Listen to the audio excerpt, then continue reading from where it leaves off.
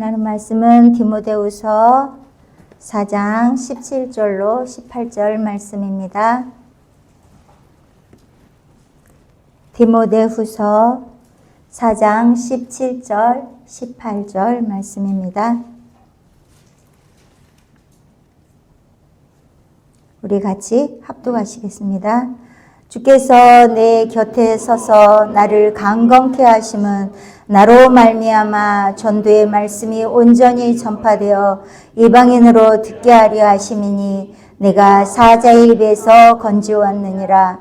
주께서 나를 모든 악한 일에서 건져내시고 또 제 천국에 들어가도록 구원하시리니 그에게 영광이 세세 무궁토록 있을지어다.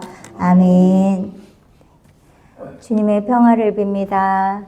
주님의 평화를 빕니다. 네, 주님의 오실 날이 기대됩니다. 네, 기대가 늦게 되네요.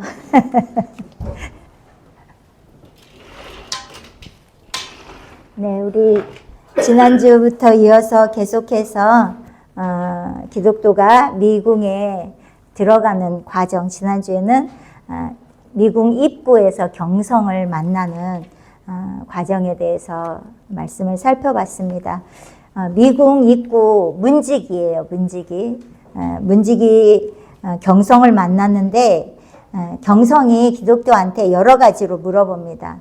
어디서 왔느냐, 그리고 어디로 가느냐 물어봤죠. 그리고 이름이 무엇이냐고 물어봤고요. 그리고 아니 왜 이렇게 늦은 시간에 위험하게 이 늦은 시간에 도착을 하게 됐냐고 물어봅니다. 그거에 이제 우리 기독교가 대답을 하죠. 저는 장망성 잔차망할성에서 왔고 가는 곳은 시온산을 향해서 가는 중이라고. 이름은 처음에는 무은이었다고. 은혜가 없는 자, 불신자였다고. 그런데 지금은 기독교, 크리스천이라고 이렇게 말을 하죠. 그러면서 원래는 야벳의 종족이었는데 야벳은 유럽인을 야벳 쪽이라고 하죠. 원래는 유럽인, 원래가 이 기독교 존 버년이 영국 사람이에요. 그러니까 유럽인이죠.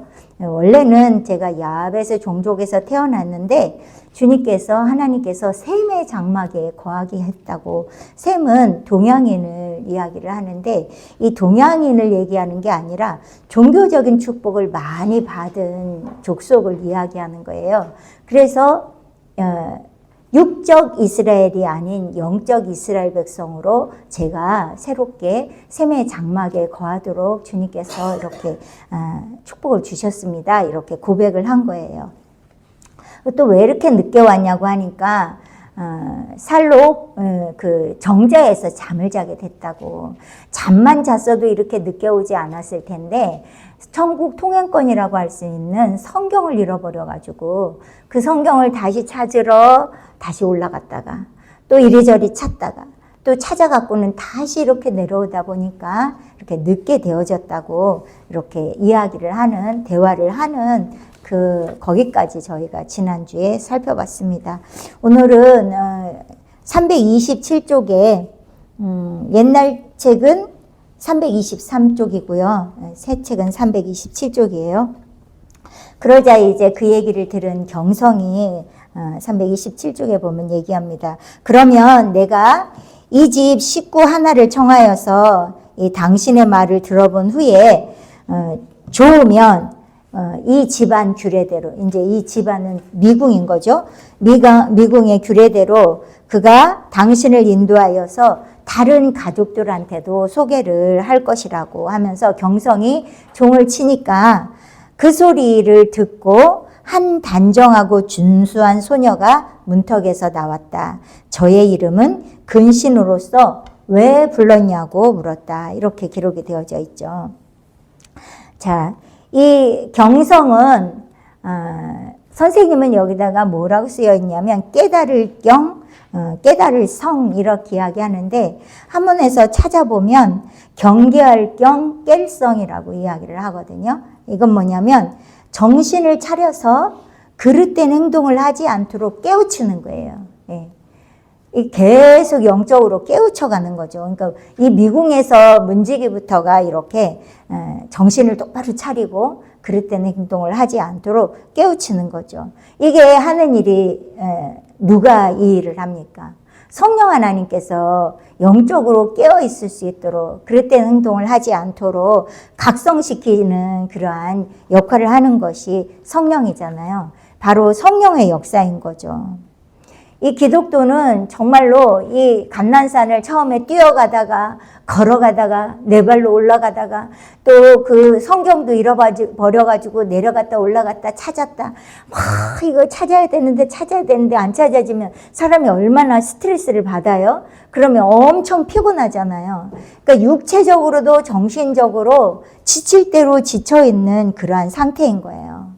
그런데 이 경성을 만나는 것은 은혜로서 각성시켜주는 그러한 역할을 하게 된다는 거죠. 은혜가 아니면 저희들 영적인 삶에 있어서는 은혜 아니면 아무것도 할 수 없는 그러한 거죠.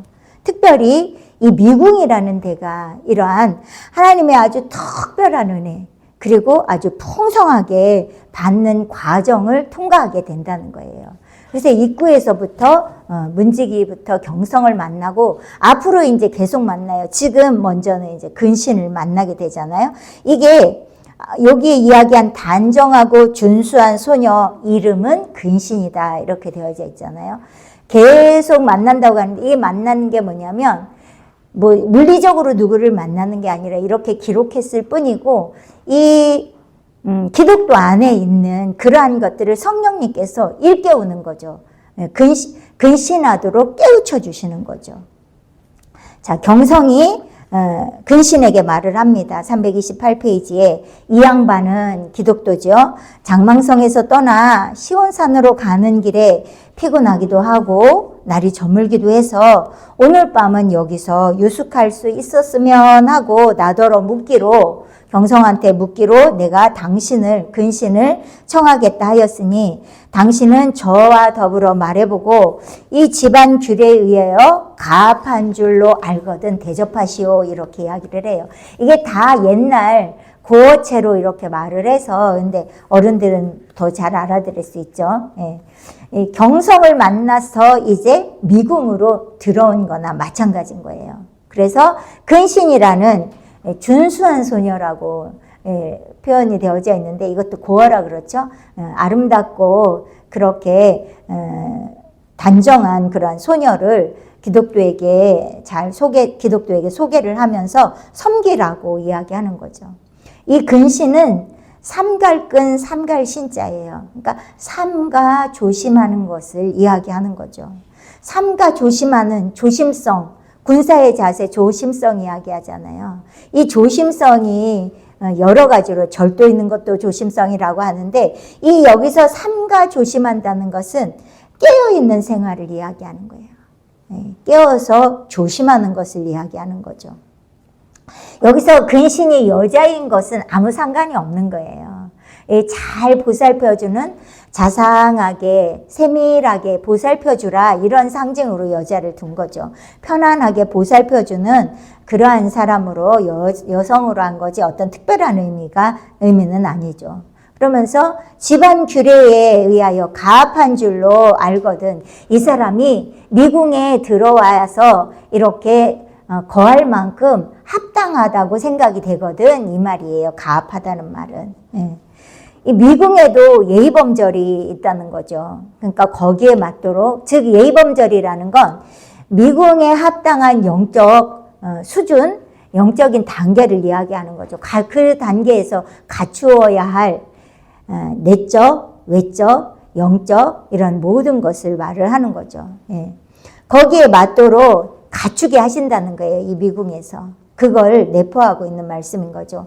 아주 질서 정연하고 도덕적으로도 잘 갖추어주고 또 모든 것이 은혜롭게 되어 있는 그러한 과정이라는 뜻이라는 거예요. 329페이지입니다. 근신은 그런데 어디로 와서 어디로 가시는 길이며 어떻게 이 길로 들었습니까? 경성처럼 또 물어봐요. 이렇게 막 지치고 힘든 모습으로 왔으니까 또 물어보는 거예요. 또는 길에서 보고 당한 일이 무엇입니까? 왜냐면 계속 이 미궁에 들어왔던 사람들을 여러 종류의 사람을 만났단 말이죠. 그런데 아무도 사건, 사고가 없는 편안하게 미궁에 들어오는 사람이 아무도 없는 거예요.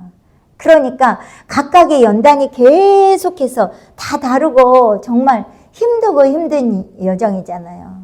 성경에도 보면 인생 70, 기르면 80인데 이 삶은 수고와 슬픔뿐이라고 이야기를 하잖아요.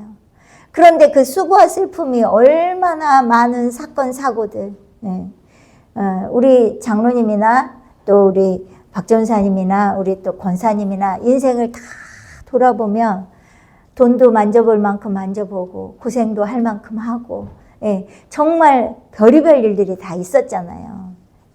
그걸 여기서도 이야기를 하는 거죠. 굉장히 오랜 기간 동안 여러 가지 일들이 있었는데 그러한 것들을 하나님 중심적으로 이제 모든 것을 갖추게 하는 과정이라는 거죠. 그게 이 집안 규례라고 할 수가 있는 거예요.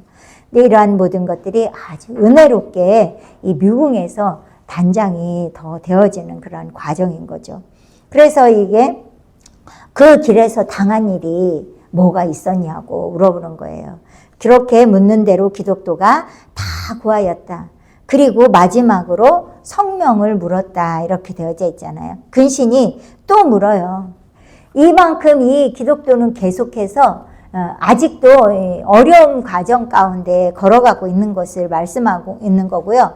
마지막 이제 정말 견디기 어려울 만큼 그런 어려운 상황에 빠져 있는 거예요. 여기서도 마찬가지로 깨어 있어야만 경성하고 근신해야 되는 거예요. 경성하고 근신해야지 되는데 사실은 이게 사람의 능력으로는 불가능한 거죠. 하나님의 은총으로만, 은혜로서만 근신할 수 있도록, 경성할 수 있도록. 그래서 성령의 이끌림을 받을 때에 우리의 힘으로 안 되지만 그 이끌림에 순종으로 나갈 때 갖추어 갈 수 있는 거예요. 주님이 보시기에 합당한 그런 아름다운 모습으로 갖추어 갈 수 있는 거죠. 이게 다 하나님의 은혜로 도와주시게 되는 그러한 것을 말씀하고 있는 거죠. 즉 성령의 아주 강한 역사로 말미암아 은혜로 말미암아 경성할 수도 있고 근신할 수도 있도록 인도해 주신다는 거예요. 이 기독도는 이 미궁을 통과하면서 아주 굉장히 큰 위로와 사랑과 은총을 받게 됩니다. 어려운 환경 속에 어려운 고비를 지나감에도 불구하고 은혜로 가볍게 지나갈 수 있고 이길 수 있다는 뜻을 내포하고 있는 거예요. 이게 바로 쉽고 행복한 길인 거예요. 환경이 없다는 것이 아니고요. 그러한 환경이 있지만 이것을 은혜로 주님이 도와주시는 은혜로 이 환경 속에서 어려운 고비 속에도 은혜로 가볍게 이길 수 있다는 것을 말씀하고 있는 거죠. 공 선생님도 이러한 것들을 분명히 기록하고 있는 거예요. 그 은혜가 뭐냐면 이스라엘 백성들을 이끄했던 처음에 이 영도자가 누구예요? 여기까지 모세가 인도를 하거든요. 모세의 말을 잘 들으면 성령 하나님의 인도하심을 잘 들으면 이게 40년까지 걸리지 않아요. 일주일에서 2주일이면 가는 길을 40년까지 가는 건 다 자기 생각이 옳아. 이렇게 해야 될 것 같고 이게 맞는 것 같고 그러니까 말을 듣지를 않는 거죠. 그러니까 또 돌아가고 또 돌아가고 돌아가면 왜 오래 걸리겠어요. 힘들고 어려운 싸움들이 계속 되니까 어려움을 겪게 되는 거죠. 그러나 이 성령의 이끌림을 받으면서 잘 순종하며 가면 이 마지막에 여기 여호수아 안수를 받는 이 과정 계수에서요. 이 이스라엘 백성들 이 과정에 걸어왔던 모든 사람들이 다 죽임을 당합니다. 유일하게 여호수아와 갈렙 두 사람만이 가나안 땅에 들어가는 축복을 받았어요. 우리의 이 주님 앞에 불순종하고 내 멋대로 살고자 하는 것을 다 깨트려야 되는 거예요. 그 깨트리려니까 너무 오래 걸린 거죠. 자아가 강할수록 자기가 강할수록 오래 걸리는 거예요. 물론 하나님의 섭리 가운데 그 강한 것을 발목을 부러뜨려서라도 데리고 가는 경우도 있죠. 그래서 병에 걸리기도 하고 사고를 당하기도 하고 그렇게 하죠. 공 선생님은 강직성 척추염이라는 꼼짝할 수가 없는, 이거는 선천성 질환이고요. 갈수록 더 굳어지는 질병인 거예요. 지금도 이거 치료가 안 돼요. 지금도 이런 질병으로 고통하는 사람들이 많아요. 그분은 그렇게 꼼짝할 수 없는 상황으로 만들어간 거예요. 존 버년 얼마나 연단을 받았는지 몰라요. 감옥에서 12년을 살았어요. 그분이 아니 주님을 위해서 복음 전하다가 길거리에서 복음을 전했기 때문에 감옥에 갔지. 그거 안 했으면 감옥에 안 가지. 아니요. 그분이 제가 존 버년 처음 이 철로역정 할 때 말씀드렸잖아요. 아버지하고 둘이 장돌뱅이였고 땜쟁이였다고 아버지가. 냄비가 구멍 나는 거 때우는데 아버지 옆에서 장사꾼으로 살은 거예요. 장사꾼들 저희 은총수에도 장사하셨던 분 한 분 있는데 말을 이렇게 돌려치고 저렇게 돌려치고 너무 피곤해. 저는 그분하고 대화하는 것 자체도 힘들더라고요. 그런 본성이 있어요. 그리고 이분이 그러니까 이렇게 저렇게 머리가 잘 돌아가는 거죠. 주님은 그걸 다 깨뜨려서 정결케 하기를 원하시는 거예요. 그래서 그분을 다루는 방법은 감옥에 가두시는 거죠.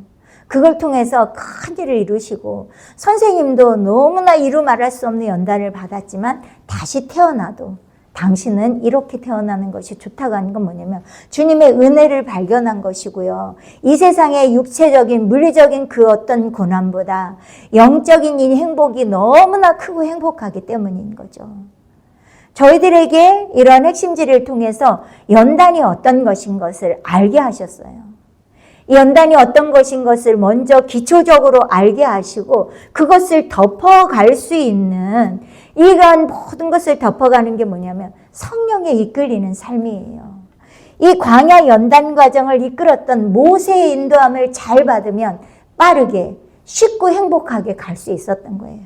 불순종 다 죽여가는 거죠. 유일하게 순종했던 이 가나안 땅을 정탐할 때 모세와 갈렙만이 그들은 우리의 밥입니다. 얼마든지 그 가나안 땅 우리가 들어갈 수 있습니다. 이 믿음의 고백을 한 걸 하나님은 기억하시고 그를 차기 주자로 세우셔서 무슨 사명을 주시냐면 요단강을 건너서 이 40년 동안 할례하지 못한 건 할례를 베풀게 하고 가나안 땅을 한 구석 한 구석 다 정복해 나가고 그 다음에 지파별로 땅을 분배하도록 이 사명을 허락한 거예요. 왜? 이 성령의 이끌림, 주님이 원하시는 뜻이 무엇인지 이분이 알기 때문에. 그래서 이분은 이 사명을 감당하기 위해서 이 40년 동안에 살리시고 안수를 받고 다시 성령의 모형으로서 이 길을 이끌어가게 되는 거죠. 그러면서 새로 태어난 60만 명을 계수해 보니까 새로 다 태어났단 말이죠. 그들을 통해서 이 과정을 또 데리고 가는 거죠. 이것이 바로 저희들에게 알게 하신 거예요. 불순종으로 인하여서 우리가 핵심 진리에서도 신명기 8장 2절을 핵심 진리의 핵심 주제로 말하거든요. 이 가나안 땅을 그렇게 이 광야를 그렇게 돌게 하신 것은 너희가 하나님의 말씀에 순종하는지 안 하는지 알게 하려 하심이라. 순종의 훈련, 성령의 이끌림 받는 훈련, 그 훈련을 그렇게 이스라엘 백성들은 40년 걸렸지만 우리는 평생 여기에 머무르는 사람, 여기에 머무르는 사람, 여기에 머무르는 사람 다양하게 있는 거예요. 40년 안 걸리고 공선생님은 허리가 굳어가지고 아무것도 못하면서 3년 동안에 갈 수 있도록 그렇게 이끌어 가신 거죠. 어떤 성인은 11년, 16년, 24년, 46년 다양하게 그렇게 이끌어 가신 거죠. 그러나 성령 이끌어가는 모세의 말씀, 여호수아의 말씀, 이제는 사사, 그 다음에 각 왕들, 이러한 이끄시는 성령의 음성을 빨리빨리 들을수록 이 과정이 빨리 지나간다는 거죠. 이 과정만 있느냐? 그렇지 않아요. 이 과정은 더 오래 걸리는 과정이에요. 선생님은 이 왕권 통치 시대가 엄청 오래 걸리셨어요.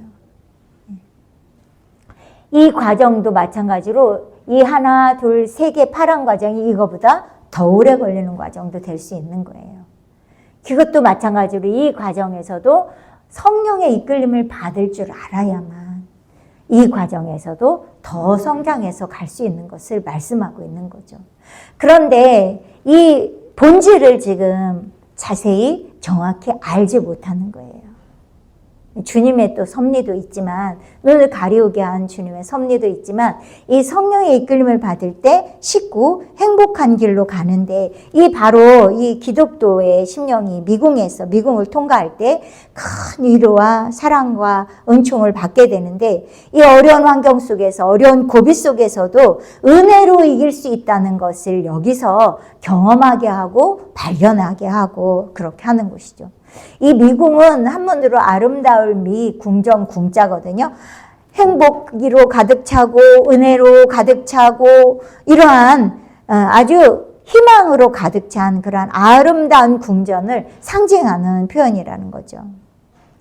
아무리 어려운 이 감난산, 어려운 과정을 겪고 올라왔을지라도 또 겪고 있을지라도 은혜로 말미암아서 이 환경을 이겨갈 수 있다는 거죠.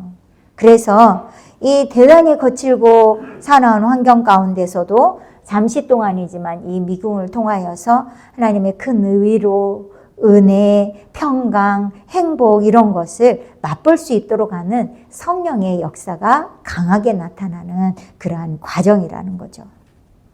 329페이지입니다. 기독도가 이제 이름이 뭐냐고 마지막으로 근신이 물으니까 대답하는 거예요. 예, 나는 기독도입니다. 내가 무엇보다도 간절히 원하는 것은 이제 자기의 그 속마음을 얘기하는 거예요. 내가 무엇보다도 간절히 원하는 건 다른 것보다도 지금 오늘 밤 여기서 쉬어가고자 하는 것입니다. 내가 생각건대 이 산의 주인님께서 이 집을 지은 것은 행인의 위로와 보호를 위함인 줄 압니다. 아니 저는 빙그레 웃더니 눈에 눈물을 지으며 한참 있다가 말하기를 내가 가족 중에서 둘째 사람을 더 부르리라 하고 문으로 가서 명철, 경건, 인애 이렇게 불렀다는 거예요. 자, 기독도는 얼마나 지쳤는지 가장 내가 무엇보다도 간절히 원하는 건 쉬고 싶다고. 오늘 밤 여기서 어쨌든 쉬고 가게 해달라고 이렇게 이야기를 하는 거죠. 예. 은혜로 말미암아 쉬기에 적당한 환경, 이 환경으로 미궁을 하나님께서 만들어 놓은 거예요. 여기서 쉴 뿐만 아니라 나중에는 어떻게 해요? 나중에는 전신갑주로 무장까지 이 미궁에서 있는 일이에요. 미궁에 군기고가 있는데 싸움할 때 싸우는 그러한 창고가 있는데 거기에서 전신갑주를 꺼내서 입혀주는 거죠. 예. 그래서 위로뿐만이 아니라 전신갑주로 무장까지 시켜주는데 자, 기독도가 이야기합니다. 내가 생각건대 이 산의 주인님께서 이 미궁을 지은 것은 저와 같은 행인을 위로하고 보호함을 위하여서 있는 줄 압니다. 이렇게 이야기를 해요. 자, 이 기독도는 이 미궁을 통과했어요. 그런데 누구나 다 이 미궁을 통과하는 것은 아니에요. 예. 이건 제 말이 아니라 선생님이 이제 쭉 기록한 내용들이 있어요. 진충은 이 기독교의 친구라고도 할 수 있는 이 진충은 미궁을 통과하지 않습니다. 이 감난산도 거의 통과하지 않다시피 하고 이 감난산 옆길, 그 옆길을 따라서 넘어간 거예요. 예. 자, 그러면 이 책에 보면 질문을 해요. 그러면 미궁에서 전신갑주를 입는 것인데 그러면 전신갑주를 못 입을 수도 있나요? 이렇게 물어봤어요. 예. 그러니까 선생님께서 예, 전신갑주는 어떤 의미냐면 강력한 무장, 즉 어떤 무장이냐면 원수들과 싸우는 무장으로서의 의미가 크다는 거예요. 그러니까 이 철로역정을 쓴 존버년도 감옥에 있다 그랬잖아요. 그러니까 악한 형들과 그 여러 가지 어려운 환경과 싸워야 되는 거예요. 그러니까 무장의 개념으로 이 존버년도 전신갑주를 입었어요. 공선생님도 동생부터 시작해서 육체적으로도 힘든 과정인데 5살짜리 동생을 통하여서 또 여동생을 통하여서 얼마나 어려운 환경, 엄마도 얼마나 어려운 환경을 만드는지 몰라요. 그러한 싸움, 육적인 것만이 아니라 영적으로 막 다 공격하는 거잖아요. 이러한 싸움을 싸우는 데 있어서 무장을 시켜주는 의미가 크다는 거예요. 그래서 진충이나 또 이용도 목사님이나 이런 분들은 전신갑주를 입지 않았다고 기록을 하고 있어요. 그렇지만 전신갑주는 입지 않았어도 이 전신갑주를 입으면서 생명수가 유입이 되어지는 걸 경험을 하잖아요. 하나님의 생명이 들어오는 것을. 그러면 전신갑주를 안 입었기 때문에 생명수 유입이 안 될 수도 있다는 거 아닌가? 이렇게 생각을 할 수가 있잖아요. 그러니까 선생님이 뭐라고 그러냐면 이 사망의 음침한 골짜기를 지나면서 그렇게 입어지게 된다는 걸 이야기를 해요. 그래서 이 사망의 음침한 골짜기를 지나는 과정은 다 누구에게나 다 공통적으로 경험을 해나가야 된다는 거죠. 그러나 성령의 강한 역사라고 할 수 있는 이 전신갑주, 즉 어떻게 보면 영적 전쟁에서 싸워서 그렇게 방어하고 공격하는 그 능력을 체험하게 하는 성도도 있고 체험하지 않고 감난산을 통과해서 사망의 음침한 골짜기로 들어가는 성도도 있다 이렇게 말씀을 해요. 그러면 또 질문하는 게 뭐냐면 그 다음에 전신갑주를 입고 아볼론과의 싸움을 싸우잖아요. 그러면 이 전신갑주를 안 입었는데 그럼 아볼론과의 싸움은 어떻게 되느냐? 이것도 또 질문을 한 거죠. 그랬을 때 쉽게 말하면 전신갑주를 입어서 안 입었어도 아볼론과의 싸움을 싸우는 사람도 있고 전신갑주를 안 입고 아볼론과의 싸움을 싸우지 않고 사망의 음침한 골짜기를 들어가는 사람도 있고 그렇다고 설명을 합니다. 이거 다 철로역정에 나온 내용이에요. 진충은 전신갑주도 안 입고 아볼론과의 싸움도 없고 그리고 사망의 음침한 골짜기로 들어갑니다. 그런데 이용도 목사님은 전신갑주는 안 입고 그러나 아볼론과의 싸움은 싸우고 사망의 음침한 골짜기로 들어갑니다. 그래서 이 전신갑주를 안 입는 사람도 있고 아볼론과의 싸움도 안 싸우는 사람도 있고 또 이 사망의 음침한 골짜기는 다 들어가게 공통적으로 다 들어가게 된다고 이렇게 이야기를 합니다. 그러니까 또 질문을 하는 거예요. 아니 전신갑주가 하나님의 생명이 합일되는 거 아니냐고. 그러면 진충은 어디에서 생명이 합일이 되냐고. 여기에서 전신갑주를 입어야만 생명이 합일되지 않겠냐고. 그러니까 이 전신갑주라는 것은 하나님의 생명이 합일되는 아주 신비로운 현상이라는 거죠. 그러나 진충은 여기서 안 된다는 거예요. 또 이용도 목사님도 여기서 안 된다는 거예요. 그런데 이용도 목사님이 이 아볼론과의 싸움을 새벽에 성전에서 기도하는데 마귀가 나타난 걸 직감적으로 영감으로 알았어요. 눈에 보이진 않지만 여기저기 다니는 게 이렇게 영으로 알아지는 거예요. 그래서 혼자 난리가 난 거예요. 마귀가 창문으로 가니까 그 마귀를 죽이려고 창문을 막 이렇게 때리다 보니까 창문이 깨지기도 하고 강대상 위에 올라가니까 그 위로 막 올라가서 어떻게 해서라도 그 마귀와의 싸움에서 이기려고 아주 싸움을 강력하게 싸우는 내용이 나와요. 그분의 책에 보면. 그러다가 이 깨진 창문으로 밖으로 나가요. 그러니까 그 마귀를 쫓아서 밖으로 갑니다. 그러니까 이 마귀가 어느 성도의 집으로 들어가려고 하는 거야. 그러니까 그 성도의 집까지 따라갑니다. 이걸 아볼론과의 싸움이라고 이야기를 하고요. 그 싸움에서는 강력한 역사가 안 나타난 거예요. 강력한 역사가 나타나면 말로도 선포하면 마귀가 사라지잖아요. 근데 그렇게 막 물리적으로 선포도 하고 다 하는데도 안 되는 거라. 그때까지는 이 생명의 역사가 안 나타난 거죠. 그러나 이 사망의 음침한 골짜기에 들어가서부터는 이 용도 목사님이 아주 탁월하게 성령의 역사가 많이 나타났다는 거죠. 이때부터 주의 성령께서 일하시는 거예요.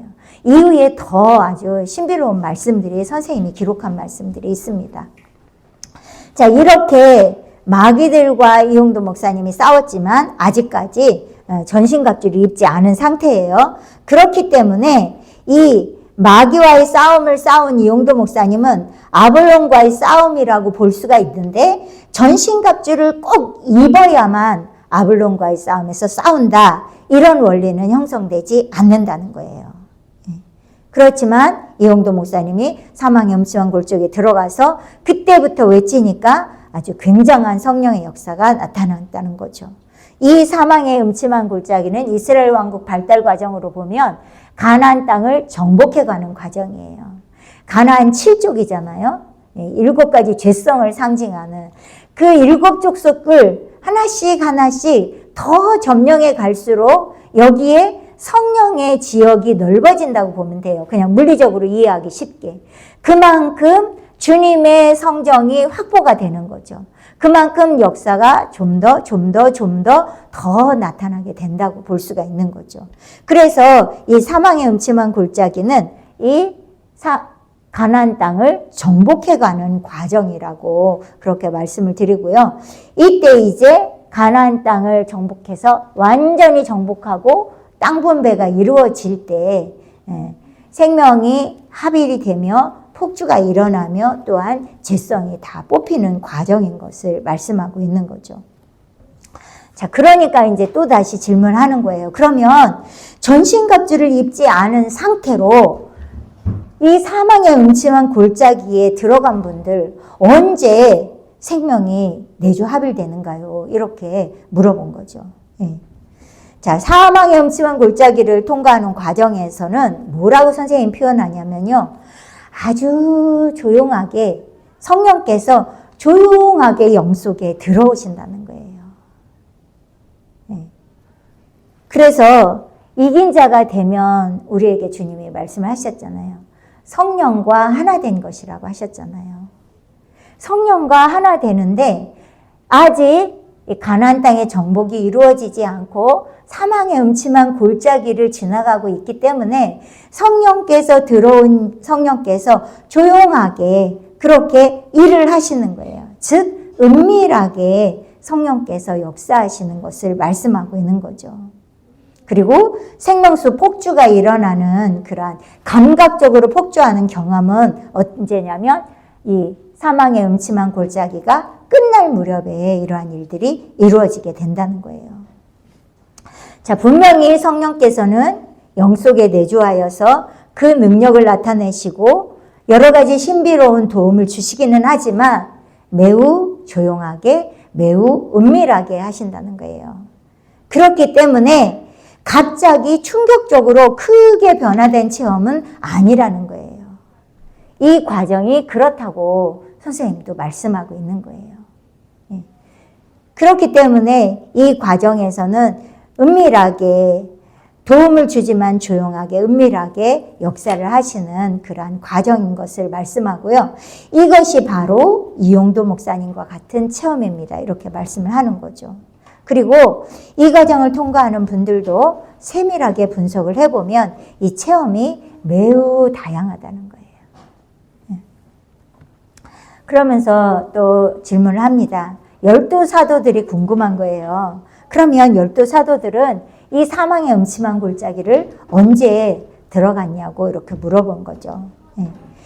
이 사망의 음침한 골짜기, 즉 이긴 자가 된 거예요. 이긴 자가 사망의 음침한 골짜기에 들어갔다는 건 이긴 자가 된 건데 언제냐면 예수님께서 승천하신 직후, 예수님이 십자가에 돌아가시고 부활하셨잖아요. 부활하시고 부활체를 입고 좀 사셨잖아요. 그리고 승천하신 직후가 사망의 음침한 골짜기로 들어갔다는 거예요.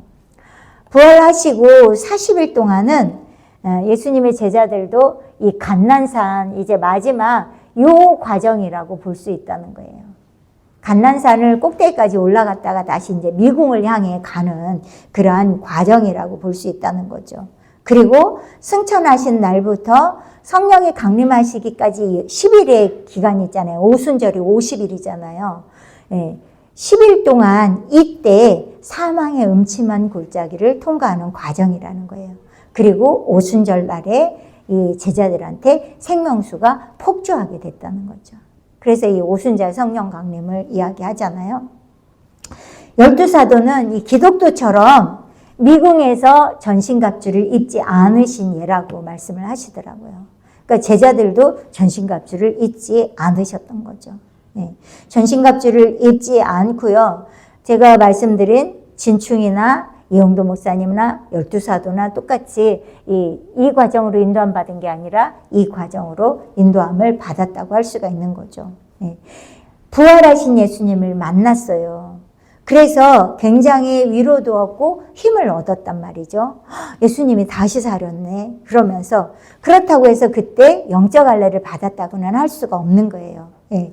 제자들의 영 속에 성령에 있었다는 기록이 전혀 없는 거죠. 예. 그러나 분명한 성령의 역사는 성경에 어디 기록이 되었냐면 오순절 성령 강림한 날에 그러한 놀라운 성령의 역사가 풍성하게 나타난 것이 기록이 되어져 있죠. 그리고 제자들한테 그렇다고 해서 성령의 역사가 없었느냐? 있죠. 은밀하게 조용하게 각자 신비롭게 체험이 되어지고 있었던 거죠. 예. 승천하신 날부터 성령 강림하시기까지 10일 동안 이 주님이 안 계셨잖아요. 그래서 이들의 마음속에는 40일 동안 주님을 체험했지만 주님을 허전하고 주님을 없어서 그렇지만 또 한편으로는 소망이 있고 이러면서 10일 동안 그렇게 주님께로부터 여러 가지로 정리되고 정돈되어지는 그러한 시간을 가졌다고 볼 수가 있는 거죠. 이러한 내용들이 이렇게 핵심진리에 철로역정에 기록이 쭉 되어져 있더라고요. 자, 이 근신이 아까 그렇게 이야기하잖아요. 내가 가족 중에서 둘째 사람을 더 부르리라 하고 누구를 불렀다고 그랬어요? 명철과 경건과 인애를 불렀다고 했잖아요. 이게 뭐냐면 이런 은혜를 베풀어 주신다는 거예요. 네. 자, 경건한 생활을 할 때 은혜를 풍성하게 해주시는 그러한 은혜잖아요. 인애는 뭐예요? 어질인 자, 사랑의 자. 네. 이 어질고 사랑 가득한 하나님의 사랑, 하나님의 은혜를 많이 맛보게 되는 거죠. 이때 들어가면 사람들을 향해서도 어질게 대하고 또 사랑으로 대할 수 있도록 그렇게 풍성한 은혜를 경험하게 된다는 거예요. 자, 명철, 인애, 경건 이러한 모두가 하나님의 은혜를 받았을 때 생기는 이 기독도 안에 있는 그리스도인 안에 있는 인격적인 요소라는 거예요. 이 기독도 바깥에 있는 것이 아니라 미궁에서 이렇게 큰 은혜를 받게 되다 보니까 하나님의 명철, 지혜가 임하는 거죠. 돌이나 사리의 아주 밝은 지혜가 명철이잖아요. 이 모두가 은혜로 되어진다는 거죠. 이 미궁에서 은혜를 받으면서 명철도 임하게 되는 거고 인애도 임하게 되는 거고 경건도 임하게 되는 거고 이렇게 된다는 거예요. 이게 바로 체험적인 요소라는 거예요. 체험적으로. 이 단계를 지나면서 주님께서 그러한 은총을 베풀도록 그러한 것들을 자꾸 부어주시는 거죠. 부어주시는 거. 그러나 주님은 부어주시는데 억지로 꾸겨 넣는 분이 아니잖아요. 내가 원하는 만큼 그걸 더 많이 소유하고 더 많이 이끌림을 받을 수 있는 거예요. 그게 뭐냐면 다 성령의 이끌림을 받아야 되는 거고요. 성령의 이끌림을 받을 줄 알아야 되는 거죠. 이것도 마찬가지로 근신이 만난 것이 이게 근신도 또한 기독도 안에 있는 거죠. 이 근신이 또 보면 거기에 뭐라고 되어져 있냐면 저는 빙그레 웃더니 눈에 눈물을 지으며 이렇게 기록이 되어져 있어요. 이 저가 누구예요? 이 저는 근신이에요. 이 기독도가 나는 무엇보다도 지금 내가 여기서 간절히 원하는 건 오늘 밤 여기서 쉬어가고 싶은 거라고. 그러면서 얘기를 하는 거야. 이 미궁은 저와 같이 힘들고 지친 여행자를 위해서 주님께서 이 산의 주인께서 이 위로와 보호를 해주기 위해서 지은 성이잖아요. 이렇게 이야기를 하는 거예요. 그러니까 그 말을 듣고 근신이 빙그레 웃었다는 거예요. 맞지요? 이렇게 웃는 거죠. 알기는 아는군요. 이렇게 웃었다고도 볼 수가 있는 거죠. 그렇게 웃다가 아니 눈물을 지으면서 눈물을 지었다는 거예요. 어떤 눈물일까요? 이거는 이 근신의 눈물이 아니고요. 이 기독도의, 근신도 기독도의 한켠의 마음이라고 했잖아요. 기독도의 마음을 표현한 거예요. 너무나 힘들고 어렵게 여기까지 영적으로 달려왔단 말이죠. 그래서 너무 힘들고 어렵지만 이렇게 하나님의 위로와 사랑과 인애와 자비가 풍성한 이곳에 나를 이끌어 주셨구나. 이 감격 속에서 울고 있는 것을 말씀하는 거예요. 그래서 저가 빙그레 웃더니 눈물을 보였다는 것은 기독도의 눈물이라는 거죠. 여기에 있는 근신, 경성, 명철 이런 모든 것들이 뭐냐면 다 기독도와 함께하는 성령의 역사인 거예요. 이걸 말씀하고 있는 거죠. 자, 333페이지입니다. 그래서 기독도와 한참 말을 한 후에 저를 데리고 안으로 들어갈 때 많은 사람들이 문턱까지 나와서 맞으며 말하기를 어서 들어오시오. 당신은 주님께 복을 받은 자이외다. 이 집은 이 산의 주인님께서 저런 손님을 대접하려고 지으신 것입니다. 하였다. 환대를 받고 있는 거예요. 환영을 받고 있는 거예요. 예. 이건 뭐냐면요. 이 기독도 그리스도인이 미궁에 있을 동안 있으면 있을수록 시간이 흐르면 흐를수록 하나님의 은혜를 더 크게 발견하게 된다는 거예요. 더 강력한 주님의 은혜와 사랑을 맛보게 된다는 거죠. 예. 그리고 그 모든 고난, 지금까지 겪어왔던 이 정말 이루 말할 수 없는 그러한 고난을 얼마나 감사할 조건인지 아주 뼈저리게 그렇게 느끼도록 해주신다는 거죠. 그리고 이 고난이 얼마나 필수적인 고난이었는지, 또 이 고난이 얼마나 중요한 고난이었는지, 이러한 모든 것은 하나님이 안배하신 선물이라는 것을 깨닫게 하시는 거라는 거죠. 그래서 이 과정에서 은혜를 풍성히 받고 나면 하나님이 나를 사랑하기 때문에, 나 자신을 사랑하기 때문에 이러한 고난을 주셨구나. 이것을 깨닫고 너무나 감사한 마음이 넘치게 된다는 거죠. 예. 자, 기독교는 이제 미국에 들어간 지 얼마 되지 않아서 전신갑주를 입게 됩니다. 예. 미국에 들어간 표로 이제 성령의 강한 역사가 나타나는데, 이 메마를 대로 메마르고 지칠 대로 지쳐있는 이러한 기독교의 심령에 성령의 강한 역사가 나타나게 되는 거죠. 선생님도 선생님의 그 전기를 보면 3일 동안 사자의 울음소리도 3일간 듣고 또 미궁에 들어가서도 3일 동안 15일에서 17일까지 아주 굉장히 강력한 은혜를 풍성히 받게 된다고 그걸 말씀을 하고 있죠. 그리고 18일 새벽에 의지와 정욕이 팽팽하게 싸우다가 툭 끊어지는 경험을 하게 된 것을, 굉장히 강력한 성령의 역사를 경험했다고 기록을 하고 있는 거죠. 334페이지입니다. 기독도가 들어가 앉은 후에 저들이 마실 것을 대접하고, 경건, 인애, 명철, 근신 이러한 사람들이 기독도에게 마실 것을 대접하고, 그 다음에 이제 저녁을 먹어야 되잖아요. 저녁밥이 되기까지 시간을 허비하지 않기 위해서 기독도의 당한 이야기를 자세히 듣기로 했습니다. 그동안 걸어왔던 영적 그 믿음의 여정, 믿음의 싸움에 대한 얘기를 듣기로 하였다는 거예요. 그리하여 경걸과 명철과 인애를 저와 함께 이야기할 상대자로 정하여 이렇게 시작을 하였다.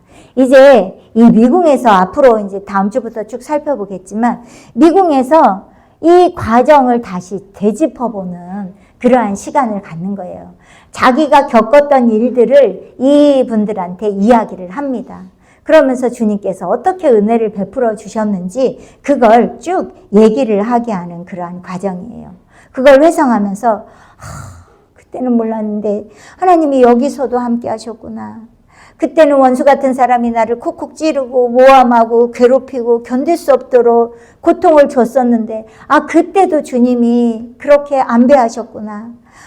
내가 왜 이런 고통을 겪어야 되나, 이런 일을 당해야 되나, 이런 생각이 퍼뜩퍼뜩 들어왔었는데, 그때도 주님이 함께 계신 거였구나. 이걸 다 돌아보게 하는 과정이라는 거예요. 그걸 돌아볼수록 하나님의 은혜를 더 체험하게 되는 거고, 주님의 은혜가 더 넘치게 되는 거죠. 이 과정을 걸어올 때는 너무나 쓰라린 경험이었던 거죠. 예. 그런데 이곳에서 되짚어 보면서 주님의 은혜와 위로를 풍성하게 받게 되면서 그게 전부 다 하나님한테 주님의 은혜, 주님의 고마움을 느낄 수밖에 없는 과정으로 이끌어 간다는 거죠. 그리고 이게 필수적인 과정이었구나. 그래서 선생님은 연단이 필수적이라고 이야기를 하는 거예요. 왜? 이 전신갑주 있는 체험을 당신이 하셨기 때문에. 예. 중요한 것은 모세의 인도함을 받는 게 중요한 거예요. 성령의 이끌림을 받는 것이. 그게 불순종하니까 이 연단을 주시는 거죠. 예. 그러면서 그런 과정이 있어야만 이 경지에 도달하는 것이구나라고 깨닫게 된다는 거죠. 사람을 향해서나 주변 환경을 향해서는 이제는 티끌만큼한 원망이나 불평이나 이런 걸 가질 수 없도록 봄눈 녹듯이 다 녹여버리는 거예요. 주님께서 저희들을 훈련하면서 수용해야 되지 않겠느냐, 너그러워야 되지 않겠느냐 이러면서 그때마다 이러한 말씀을 주셨던 이유가 있고 목적이 있는 거예요. 저희는 모든 사람을 또 모든 일들을 처음에는 잘 수용하지 못하잖아요. 그러니까 C교회의 사건에 있어서 수용이 안 되는 거야. 너그럽게 받아들일 수가 없는 거예요. 니들이 거기에 다른 건 못 줘도 이제 성전이라도 영적인 유산은 못 물려줬어도 성전이라도 물려주고 알았을 때 어떻게 해서라도 조금 교회 개척자금이라도 받고 싶은 이러한 것들이 있잖아요. 근데 지금은 어때요? 조금 더 미워하는 마음이나 야속한 마음이나 이러한 것들이 없잖아요. 이러한 것들이 이 미궁에서 해결되도록 주님이 그렇게 안배하셨던 거예요.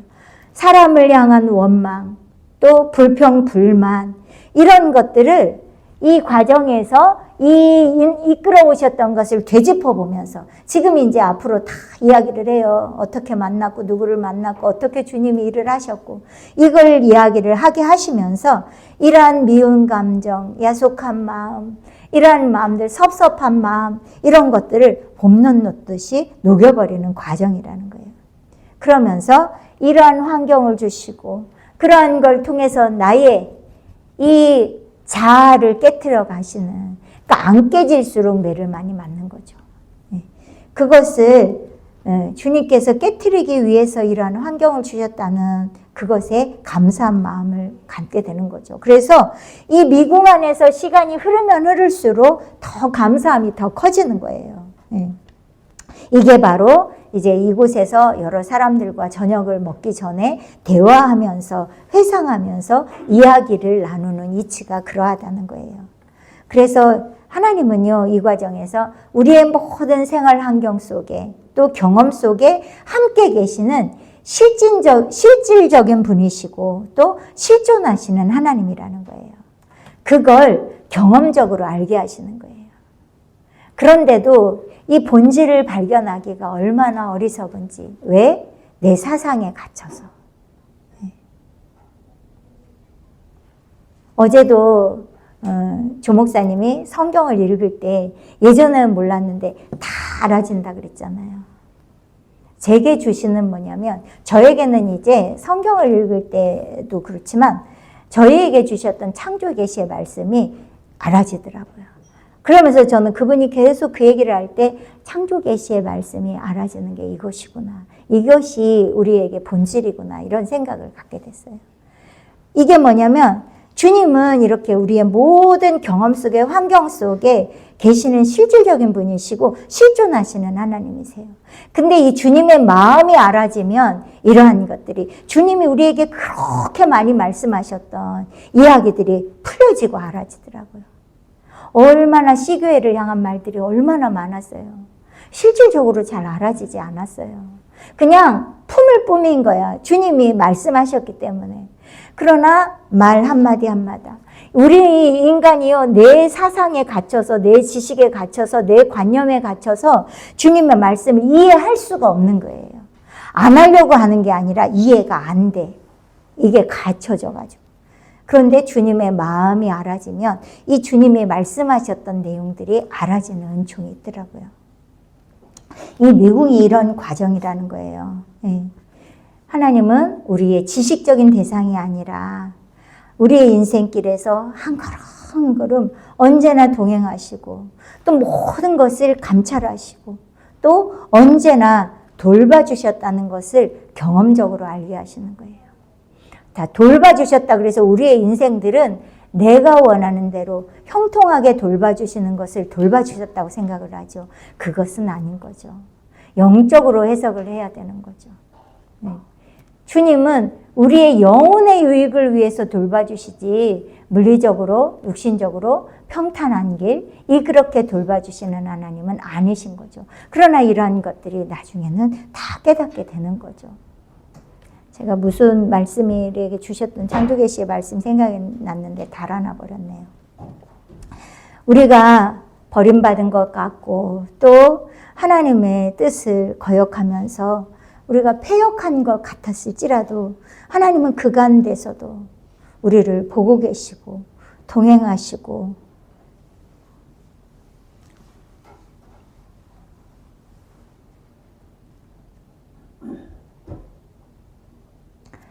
붙잡아 주시는 그 하나님을 깊이 체험하게 되는 것이죠. 그런 것을 많이 느끼면서 하나님의 크신 사랑을 절감하게 되는 거죠. 그러할 때에 진정한 주님의 위로를 체험하고 은혜를 체험하게 되는 그런 은총이 주님께서 이곳을 예비하신 은총이라는 거예요. 네. 제가 막연하게 미궁에 대해서 알 때는 이런 하나님의 놀라운 섭리가 있는 것을 잘 몰랐고 또 이렇게 더 제가 깨달아지는 것은 창조계시의 말씀을 통해서 주님의 마음을 알기 때문에 모든 초점은 하나님의 마음. 주님은 항상 오르시다고 했는데 항상 오르신 거예요. 모든 일에 오르신 거죠. 역경과 고난이 와도 그것이 옳기 때문에 우리의 영혼을 사랑하기 때문에 주님은 또 그 말씀을 하셨어요. 내가 너희들을 특별히 사랑하지만 모든 일에 있어서 차별적으로 사랑한다고 그렇게 생각해서는 안 된다고 그렇게 말씀을 하셨어요. 우리를 사랑하셔서 도구로 쓰시기 위해서 빨리빨리 성장을 시켜 가시지만 안 되는 건 안 되는 것인 거죠. 그렇기 때문에 참빛교회 사건이 생긴 거고 그렇기 때문에 주님의 그 창을 저희들이 맞게 된 거고 그걸 절감하면서 다시 한번 은혜를 발견해 갈 수 있도록 그러면서 다시 이제 그분들을 향하여서 주님의 마음을 주님의 뜻을 펼치도록 하는 일들을 이제 다시 하시는구나 이런 생각을 갖게 되었습니다. 네, 오늘은 여기까지 하도록 하겠습니다.